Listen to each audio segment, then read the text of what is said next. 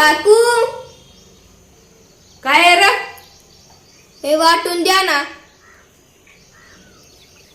का तुमचा मिक्सर खराब झालाय वे?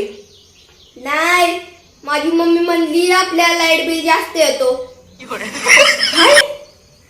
आम्हाला नाही लाईट बिल येणार होय? हा, का ती लाईट बिल घेणारी लोक माझी पाहुणी आहेत तेव्हा आम्हाला नाही येणार लाईट बिल? द्या की वाटून. आता तू वाटून घेतल्याशिवाय जाणार आहेस होय तेव्हा? हा, कशाचं करायचंय कालवण? वांग्याचं. वांगीच्या कालवणाला चारच शेंगदाणं?